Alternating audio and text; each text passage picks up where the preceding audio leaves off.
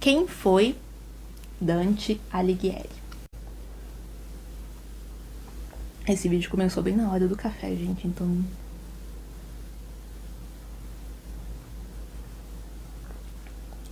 golinho bebericado, vamos continuar. Quem que é Dante Alighieri? Um nome tão importante para a literatura que até recebeu, tem para si um adjetivo, né, dantesco.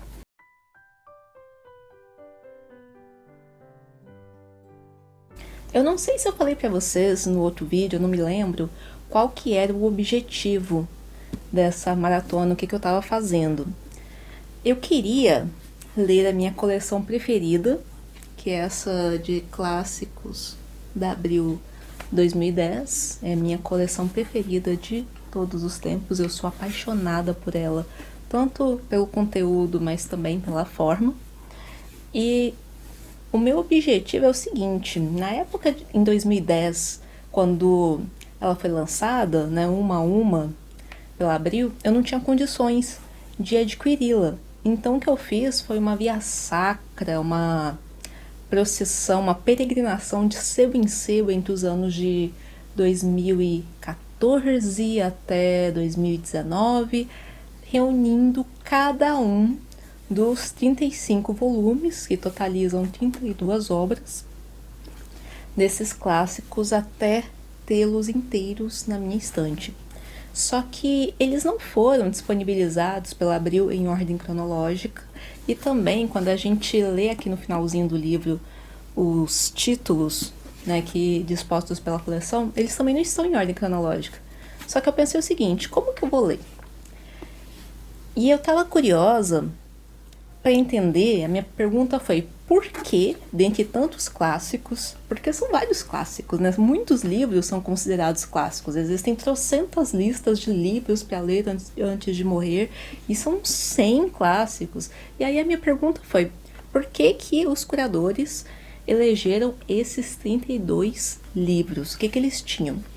Então eu poderia pesquisar na internet, o que eu não fiz, ou eu queria ler, eu queria sentir, eu queria passar pela travessia e compreender por conta própria o alinhavo, o fio de Ariadne que conecta todas essas histórias.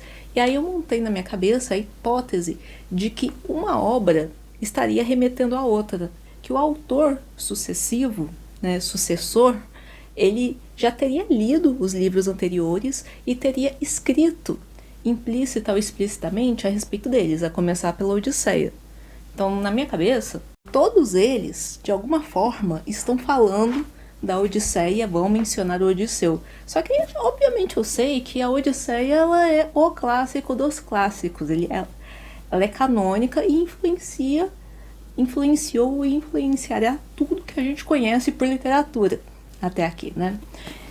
Eu sei disso, só que eu tô esperando referências mais diretas, eu tô esperando um alinhavo aí, eu tô esperando algo, uma conexão mais presente, né? Mais explícita, eu estou esperando um sentido nesses clássicos. É por isso que eu os elenquei, eles estão organizados em ordem cronológica de publicação, e eu tô lendo em ordem cronológica para construir uma narrativa, uma história metalinguística, metaliterária desses clássicos especificamente. E aí, eu já li e comentei a Odisseia no vídeo anterior, e agora eu vou comentar o segundo livro dessa coleção, que é Inferno. Cronologicamente, ele é o que vem depois, né? Ele foi publicado em 1300, que significa 1600 anos depois da versão da Odisseia que é conhecida pela nossa civilização, né, que as primeiras versões, a versão antiga mais conhecida é do século 3 antes de Cristo, dos anos, mais ou menos. Então a gente está aí totalizando aí uns 1600 anos, em torno de 1600 anos. Para início de conversa, então, vamos lá. Quem que é Dante Alighieri, um nome tão importante para a literatura que até recebeu, tem para si um adjetivo, né? Dantesco. E o Homero também tem, né? Homérico. Algo homérico remete a grandioso, épico e trabalhoso, que são dedicativos tanto da Ilíada quanto da Odisseia, né? A gente tem aí uma guerra que mobilizou reinos inteiros, que foi uma grande comoção no mundo antigo, de acordo, né, com esse romance e com essa narrativa. Mobilizou reinos inteiros, vários reis se reuniram para guerrear contra a Troia, e durou muito tempo, arrastou-se por uma década inteira, né? E a Odisseia também são 10 anos de um grande e próspero rei tentando retornar para casa, singrando o oceano, sendo jogado para lá e para cá por Poseidon, que estava nervoso da vida com ele. Então e é um épico, é uma epopeia, é uma aventura heróica, estoica, de desbravamento e ao mesmo tempo muito trabalho, muito esforço, que mobiliza mundos e fundos. Aí a gente tem o adjetivo homérico. E dantesco remete a um imaginário detalhadamente, profundamente medonho em seus mínimos detalhes. Isso é dantesco, né? A pessoa se elucubrou ali, perdeu-se num imaginário horroroso a respeito das miríades do inferno e do que existe de mais terrível na natureza humana. Então, né, vamos falar desse sujeito que empresta esse adjetivo tão presente em nossos dias, né? Quem que foi Dante Alighieri? Eu sou apaixonada por esse nome. Eu tô repetindo ele sem parar porque eu sou apaixonada, gente. Era o sobrenome de um personagem meu quando eu era adolescente. Alighieri. A assonância, né? O ritmo, a cadência, parece uma poesia só de pronunciar. E Dante é um nome que hoje em dia eu acho muito bonito também. Dante Alighieri. Dante Alighieri. Bonito, né? Cantado. Dante foi um italiano que nasceu em torno ali de 1200 e alguma coisa, né? A gente tem aí alta idade média, baixa idade média já, né?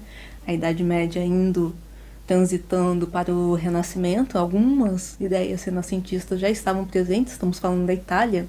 A Itália era um grande arcabouço cultural, né? Por conta da sua posição estratégica em termos de mercado, em termos de trocas, né?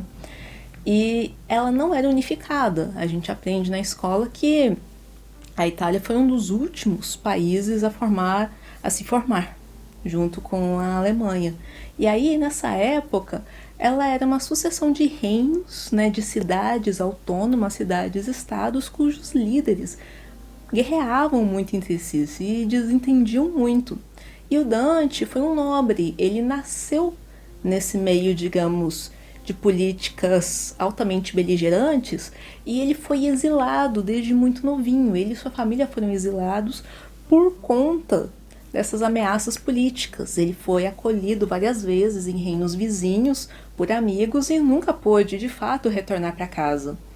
E aí esse homem extremamente literato, né, intelectualizado, foi inclusive um grande defensor da adoção oficial da língua italiana, porque então ela nasceu como uma língua da plebe, dos pobres.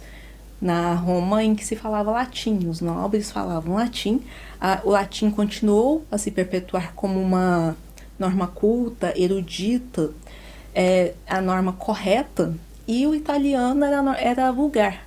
E o Dante foi defensor do uso da língua italiana, sob um novo status, né, um reconhecimento, uma oficialização dela. Então ele escreveu em italiano suas obras, ele defendeu muito o italiano. E ele era esse nobre exilado, sempre acolhido por amigos, vendo essas guerras, vendo esses desentendimentos, sem nunca poder, de fato, voltar para casa, sem nunca ter um lar. e ele se tornou também um emissário de paz. Né? Ele era um nobre, conversando com outros nobres, negociando com nobres, aristocratas, negociações políticas, era um diplomata, e ele sempre se ressentiu desses desentendimentos movidos por ganância. E aí ele anunciou ali para os amigos dele, para o círculo dele, que ele estava escrevendo uma comédia, e até então não era Divina Comédia, era só comédia, só quando foi publicada que virou a Divina Comédia. E comédia, né, a gente pensa na comédia como algo sublime por causa do humor. Né? O humor, ele torna a nossa vida muito mais leve, ele acrescenta uma capacidade da gente de rir da gente mesmo, da gente rir da vida, da gente rir do destino, não importa o quão inevitáveis sejam as adversidades que a gente enfrenta, né? Ela tem esse dom de nos enobrecer, de nos edificar por isso, né? Ela nos atribui uma aceitação daquilo que a gente não pode mudar e a gente até acha ok, divertido. Eu tenho um sério problema com um psicólogo que não ri do que os pacientes contam, né? Os pacientes fazem piada, brincam e a pessoa não acha graça, sabe? Ok, às vezes a gente não tem que achar graça mesmo não, quando a gente percebe que a pessoa, ela tá se esquivando de se responsabilizar pela própria vida. Mas muitas vezes o riso, a brincadeira, ela vem justamente para lidar com a vida apesar de, principalmente naquilo que não nos cabe mudar, naquilo que a gente precisa ver como que a gente vai encarar. Então, assim, eu sou a favor da terapia do riso mesmo, é extremamente benéfica, inclusive como psicóloga, eu dou, sim, muita risada do que os pacientes contam, porque isso é uma conduta terapêutica. Levar no bom humor, levar a vida no bom humor. E não é um riso falso, é um riso espontâneo. Né? As pessoas são muito engraçadas. Só que o nome comédia não vem disso a princípio. Comédia viria em oposição à tragédia. A tragédia é uma narrativa de deterioração, de queda, em que a derrota, a história vai piorando, vai se perdendo, vai levando à deterioração dela mesma, dos personagens.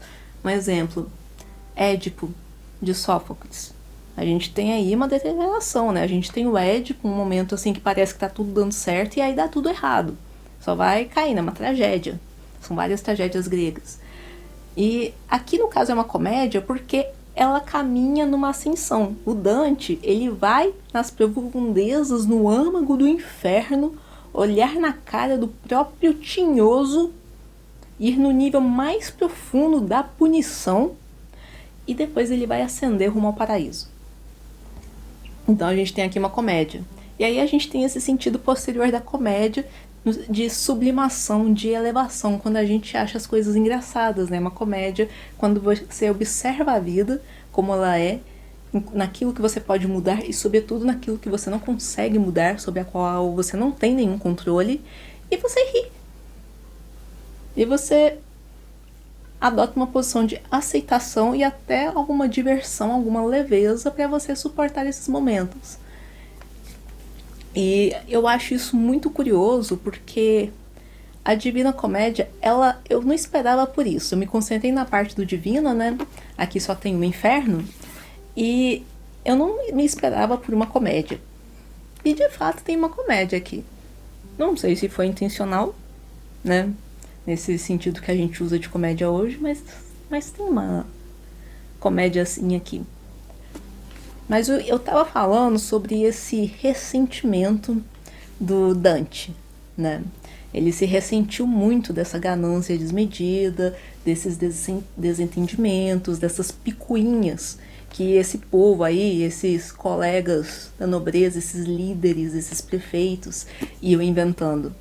E aí, quando ele desenhou o inferno, ele foi pegando cada uma dessas figuras contemporâneas dele e foi enfiando todo mundo no inferno e ainda escrevia na frente como que esse pessoal seria punido e por quê.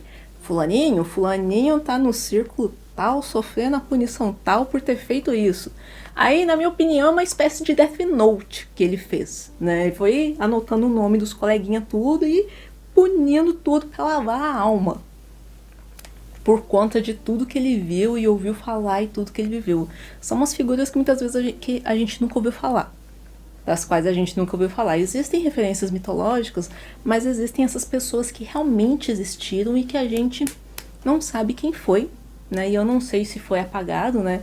Se essas pessoas, essas figuras se perderam na noite dos tempos, tornaram-se desimportantes, ou se as criancinhas, né, nascidas lá nessas cidades, Lucca, Siena, Florença, crescem na escola ouvindo falar desses líderes, né, dessas pessoas.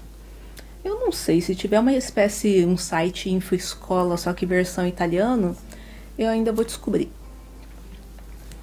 Mas enfim, ele fez esse Death Notezinho dessas pessoas. Pra mim o inferno é isso. E aí ele vai... É como se ele estivesse falando assim... Sabe, esse bando de cristão se matando, se traindo, se engalfinhando, sendo absolutamente desprezíveis uns contra os outros, contrariando todos os ensinamentos de Cristo por ganância, por mesquinharia, por estupidez. Aqui, ó, onde vocês estariam levando a Bíblia na prática, o que aconteceria é isso que espera vocês, ó.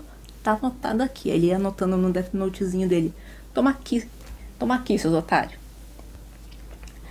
É assim que eu entendi esse livro. Ai, ai.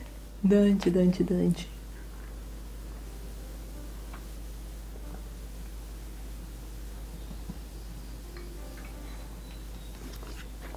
Essa edição aqui é o inferno. Não tem o purgatório e não tem o paraíso aqui na coleção da Abril. E se eu vou ler o purgatório e o paraíso, eu vou dizer mais pra frente e explicar o porquê. Mas o ponto é que eu vou comentar só o inferno, que é o que tá aqui na edição. E além disso, um dos meus objetivos era ver se o Odisseu apareceria ao longo dos livros, seja como personagem, seja como referência. E spoiler, ele aparece. Então eu acho que a minha hipótese ela vai se confirmar, hein, gente? Aguardemos os próximos capítulos, ou melhor, os próximos livros, né? Os próximos volumes. Então essa foi a pessoinha do Dante. Agora, sobre a tônica. Sobre a tônica desse livro, né, a palavra comédia, eu estava dizendo que eu não estava esperando a parte de comédia, né? Por quê? Porque eu estava com medo. Eu tinha acabado de ler a Odisseia, que é um dos meus livros favoritos da vida, e que é muito leve, né? A Odisseia ela é muito gostosa de ler, né? A gente tem um herói que é um dos meus personagens preferidos da vida, que é o Odisseu, né? Eu sou a suprema defensora do Odisseu, é a minha identidade pessoal, é o Odisseu. E aí eu tinha acabado de me divertir com essa leitura, na apresentação mesmo, tá lá escrito que nos permite sonhar, né, com um mundo mágico. E aí de repente eu ia mergulhar direto no inferno. Então eu não estava muito feliz com a ideia, né? Ainda mais porque, com base em experiências anteriores, uns anos atrás eu tinha lido Paraíso Perdido, do John Milton. Eu acho essa edição aqui, gente, maravilhosa, da editora 34. Né? Olha o tamanhozinho desse calhamaço. Só que não foi ela que eu li. Eu tava lendo no meu Kindle, né? Muito mais levinho. E a minha experiência, gente, o Paraíso Perdido, eu comecei a ler por quê? Porque eu tenho muito essa fixação por títulos. Se eu leio um título ou ouço falar de um título e acho ele interessante, eu vou atrás. Apenas pelo título. Se eu acho o título bonito, sonoro, impressionante, eu vou querer saber da história. Eu fiz isso, por exemplo, com Por Quem os Sinos Dobram. E aí, Paraíso Perdido, Lost Paradise. Paradise Lost, acho que é Paradise Lost. Pausa pra comparar. Paradise Lost. Paraíso Perdido. Gente, nome bonito, né? Aí eu comecei a ler exclusivamente por isso. E Paradise Lost é um poema gigante sobre a revolta de Lúcifer e sua legião. Ele vai montando um exército, uma legião para se revoltar contra Deus lá no inferno. É um poema inteiro sobre isso, gente. E é um poema muito bem feito, muito bonito. É estranho falar bonito quando a gente tá falando de inferno e tinhoso e tudo mais, mas ele é muito rico em vocabulário, né? Da gente grifar e guardar essas palavras novas, essas figuras demoníacas. É interessante a gente grifar quando a gente escreve histórias sobre cenários de fantasia pra gente pesquisar mais. Então é muito rico, é enriquecedor. E o ritmo, né, a cadência é muito prazeroso de ler. Só que, por alguma razão, tava me dando pesadelos. Pode ter coincidido com o início da pandemia também, que era quando eu tava lendo. Mas eu tava tendo pesadelo lendo esse negócio aqui. Aí eu parei de ler, os pesadelos acabaram. E aí, né, você pode pensar, o que tinha nesse negócio que você tava lendo? Não era nada demais, gente. Era o pessoal... Basicamente, era um exército e seu líder conversando entre si. Era só isso. Um levantava a mão, vamos fazer assim assado e derrotar os anjos e perê papá. E o outro levanta a mão e fala a mesma coisa. Então, assim, era uma discussão sobre guerra. E nada mais do que isso. Então, eu pensei, cara, se isso me deu pesadelos e não... Quer dizer, não tinha nada demais, mas se a gente parar pra pensar, né? É uma história em que os protagonistas são diabos, são demônios. Eles estão ali no inferno querendo se revoltar contra a bondade, contra o divino. Então, assim, não é uma coisa gostosa, né? Não é um contexto gostoso, um contexto prazeroso de ler, né? São personagens que são a síntese de tudo que é ruim, conversando sobre como derrotar o bem. E por mais que a leitura em si não tenha nada grotesco, e não tem, basicamente parece que é um exército conversando, ainda assim me deixou... Talvez não tenha me feito muito bem. E aí eu pensei assim, cara, se essa leitura já não foi lá, já teve esse efeito, imagina ler uma descrição dantesca do inferno. Mas não. Talvez porque o Dante, como ele mesmo tenha dito, tenha sido geminiano, né? Apesar do registro dele estar com o nascimento em março, né, de Áries, ele se diz geminiano. Então a data de nascimento oficial deve estar incorreta, o que era muito comum na época. E provavelmente ele era um bem-humorado geminiano. Talvez porque fosse uma espécie de uma brincadeira, né, uma comédia, ele estivesse zoando. Ou talvez simplesmente porque os protagonistas da história são o próprio Dante, né, que representa o leitor, e o Virgílio, e eles são observadores. Eles não estão ali para serem punidos, né? Eles não são pessoas más, eles são pessoas neutras, né, como seres humanos, e estão observando, olha, coisas ruins que acontecem. Olha como é ruim ser mal. Então eu acho que isso acrescenta um certo tom de leveza, além do próprio jeito como o Dante escreve, né? Então, pra minha surpresa, foi uma leitura super leve, super fluida, super tranquila. É claro que assim, se a gente parar pra pensar, se a gente parar realmente pra refletir sobre o sentido, né? Sobre pensar assim, nossa, a pessoa vai passar a eternidade virada do avesso, né? Com a cabeça virada do avesso. Nossa, o cara vai passar a eternidade enfiado num poço, pegando fogo, sentindo dor. Não parece ser uma coisa muito agradável, né? Muito pelo contrário, é insuportável, é terrível, é horroroso. Só que nem se aproxima do gore, né? A qual a gente tem acesso desde o século XX, né? A gente tem esse acesso recente, né? Porque tem um pessoal lá em Hollywood Que, pelo amor de Deus, que imaginário terrível, que imaginação horrível que esse povo tem. Pelo amor de Deus, só Jesus na causa, nem chega perto disso aqui, né? A gente que tá habituado aqui que esse povo lá em Hollywood cria, né? A gente acha que isso aqui é fichinha, mas não, é o imaginário daquele povo lá que, pelo amor de Deus, tá comprometido. E ainda por cima tem uma galera, né, principalmente na psicanálise da vida, que vem dizendo que, mãe, porque... Ou então, né, o pessoal, uma galera aí que se diz erudita, fala assim, porque na verdade o que eles fazem, a obra deles, representa o que está no imaginário de todo mundo, é uma tradução do imaginário de todos.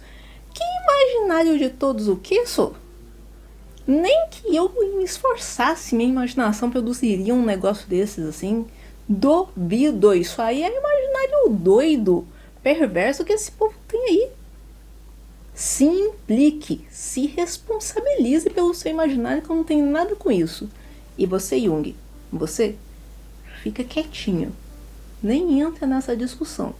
Siga a orientação da mulher do Waze. Saia. É que nem aquela Gabaldon do Outlander, né, que ela pesquisou muito da história para poder escrever um romance histórico, né, um romance muito bem embasado.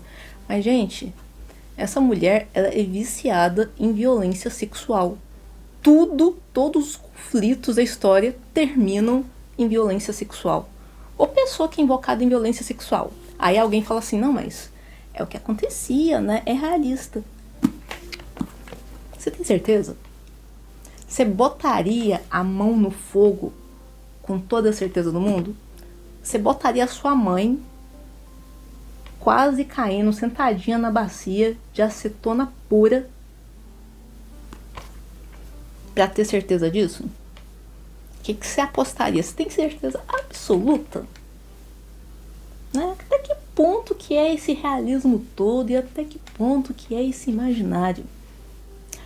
Um exemplo que eu gostei muito, né, dessa que contrapõe essa ideia de que o que existe mais de terrível no imaginário de uma pessoa específica não é real coisa nenhuma,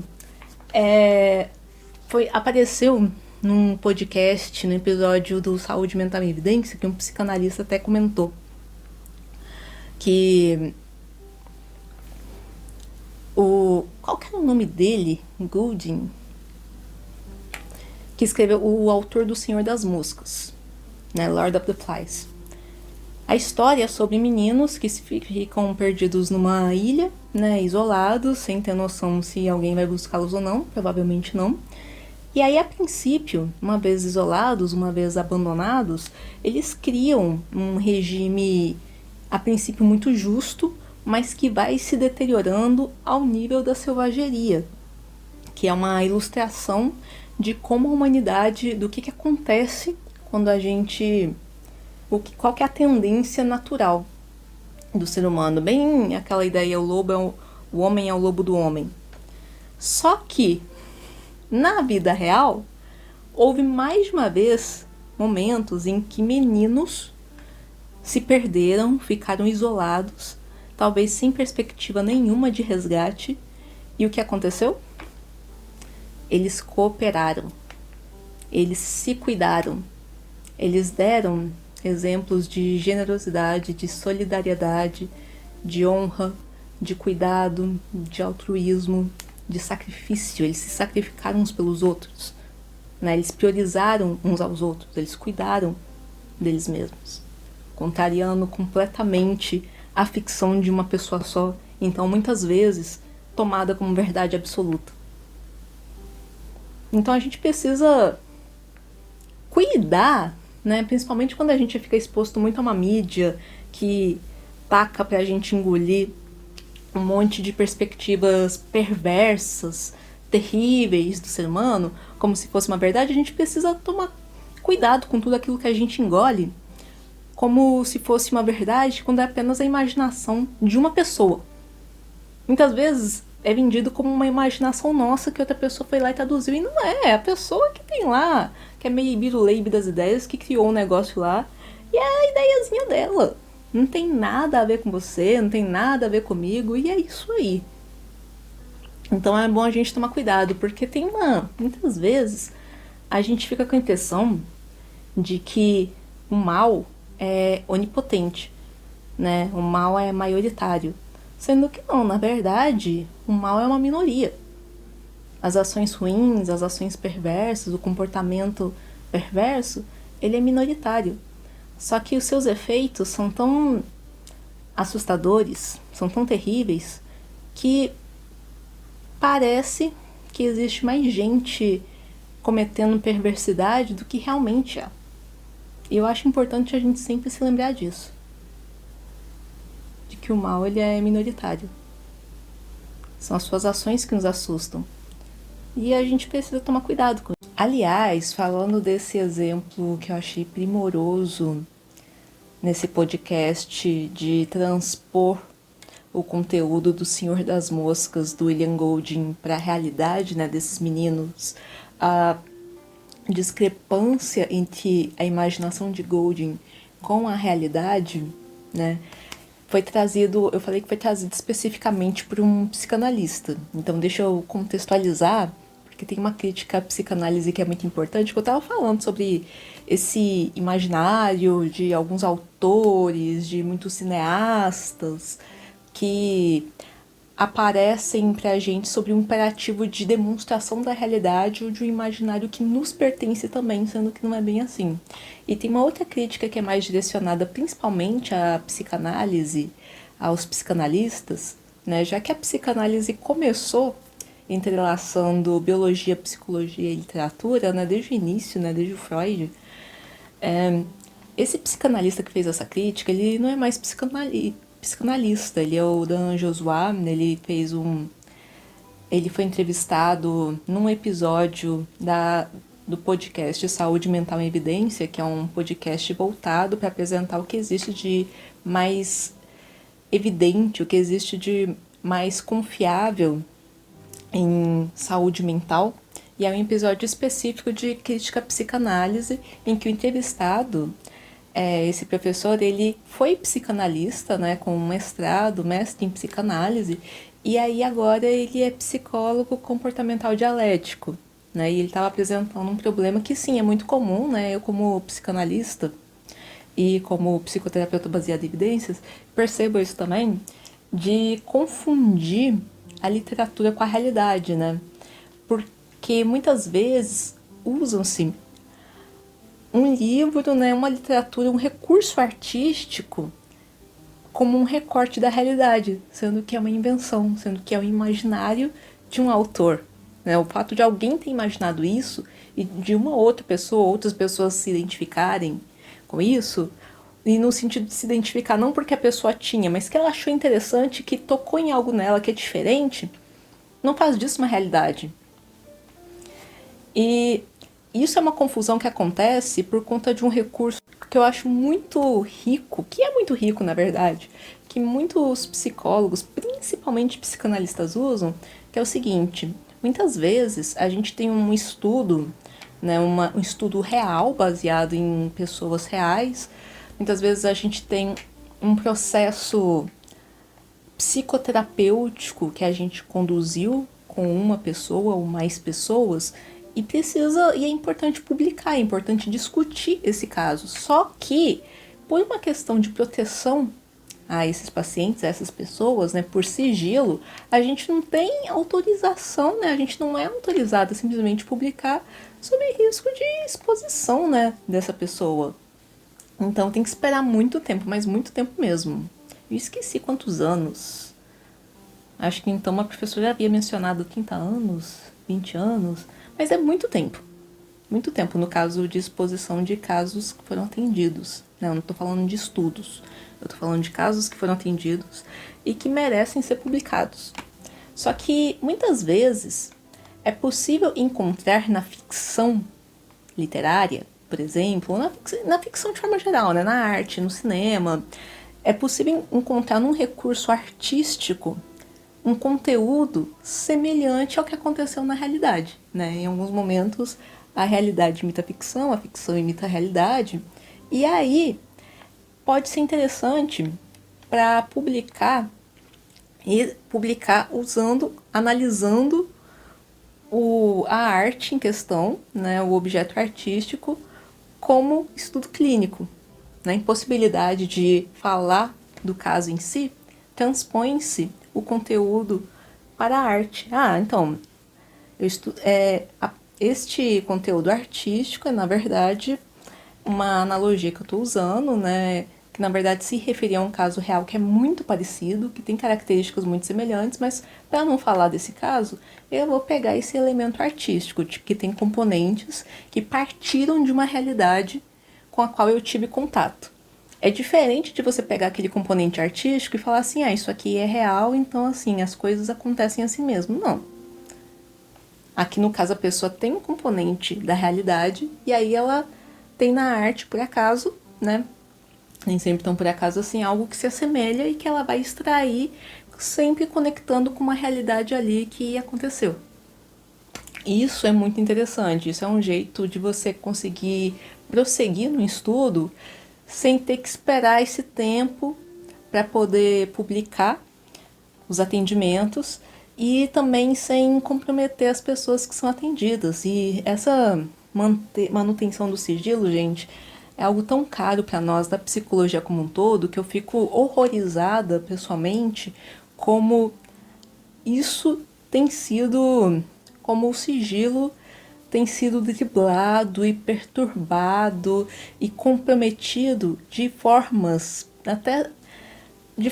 até bobas e mesquinhas, sabe? Eu sou muito, mas muito radicalmente contra o uso de vinhetas, né, de trechinhos divertidos ou mesmo lições que muitos psicólogos publicam em suas redes sociais, né? Hoje o paciente chegou e falou tal coisa, ou fez tal coisa, ou comentou tal coisa, mesmo que seja alguma coisa que não tenha a ver com a terapia, mas traz assim como entretenimento ou como pretexto de ensinamento.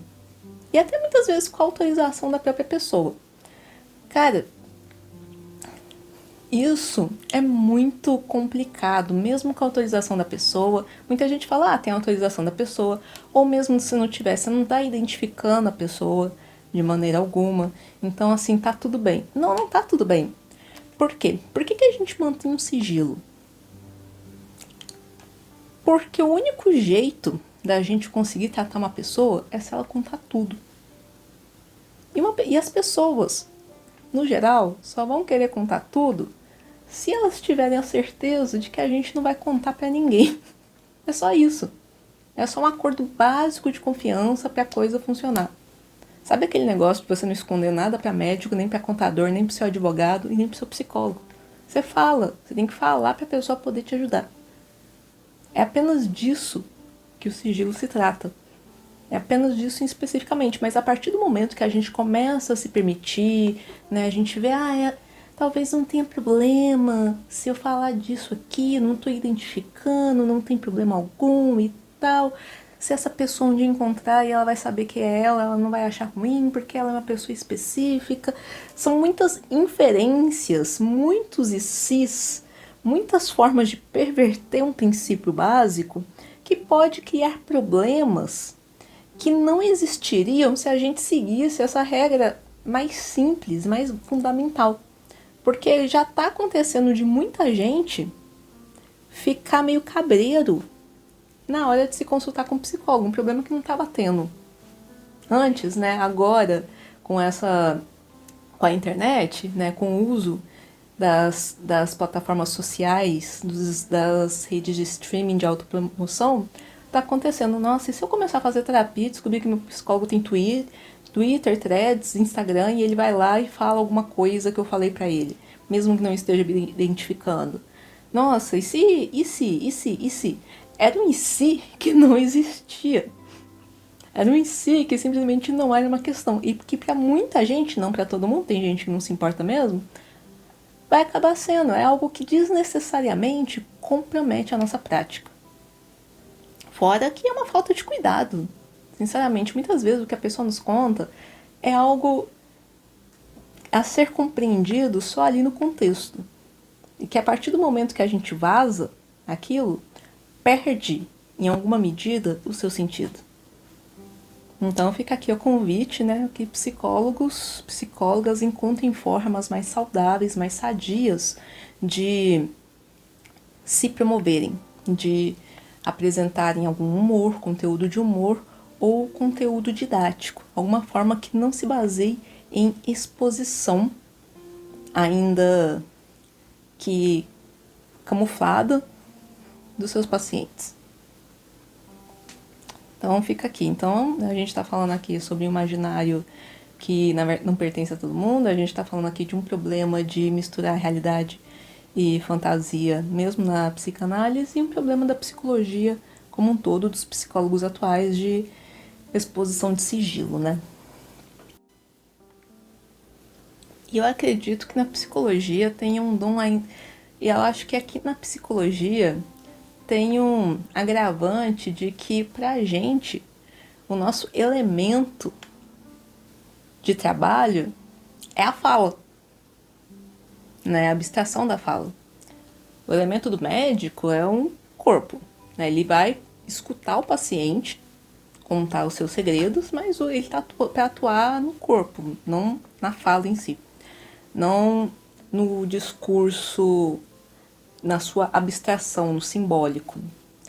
O advogado vai atuar no conceito de verdade, vai atuar nos fatos, na legalidade, no conceito de verdade. Então, assim, ele não está no simbólico do universo subjetivo da pessoa, ele está, o instrumento dele, o elemento de atuação, é em relação à verdade e à lei. No caso do contador, né, a verdade das finanças. No nosso caso, é o simbólico, é o discurso em si. E começar a expor o discurso em si, o simbólico da pessoa que acontece no contexto da relação. Gente, para além do bizarro, a meu ver, é medonho.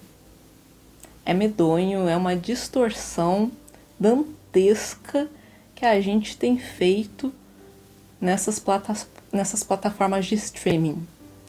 Eu gostei muito de escutar um especialista em redes sociais falando uma vez, num curso, uma aula que eu estava tendo, acho que foi do IPBM, ele explicando que essas redes sociais não são mais redes sociais, né? Instagram, Twitter, Threads, TikTok, YouTube, não são redes sociais, são redes de streaming, não são redes pra gente se conectar, são redes pra gente consumir. Nós não estamos conversando com ninguém. Pelo contrário, né? A gente até demora a responder às pessoas porque a gente tá lá, passivão, consumindo os conteúdos, né? Então, não é o mesmo sentido do Orkut. O Orkut não era uma rede de streaming, a gente não tinha também velocidade de internet, memória, pra ficar só vendo passivamente as coisas. Era uma rede de interação. Facebook virou uma rede de streaming, né? Talvez lá no início não fosse tanto, né? Quando ainda havia um mural. Mas há muito tempo deixou de ser. Então fica aqui a reflexão de como desse uso dantesco que a gente tem feito, né? Principalmente a nossa categoria dessas redes, e a gente tem normalizado. Gente, normalizado no sentido de num grupo gigantesco de PCs eu ter que discutir com uma pessoa que tava lá toda blasé dizendo que entendia quem fazia isso, sabe? E contra-argumentando e apresentando por que não é um problema. Pelo amor de Deus, gente. É um problema que fere o princípio basilar da nossa profissão. Como não é um problema, mas olha o que esse mundo de streaming, esse mundo de aparências está fazendo com a gente. Olha o que a gente está naturalizando. Eu poderia entrar ainda, já que a gente está falando do que é dantesco, da exposição de crianças, né? Dos nossos filhos. Mas aí já é... aí a gente vai... A digressão já foi muito longe, né? A digressão já foi muito longe, e aí eu vou ter que apresentar mais um ponto de vista que eu sou muito radical. Radicalismo é ruim. Não necessariamente. Depende de onde que tá a raiz. Mas, enfim, de dantesco de volta a Dante, vamos falar do universo em si, né, desse cenário que ele construiu.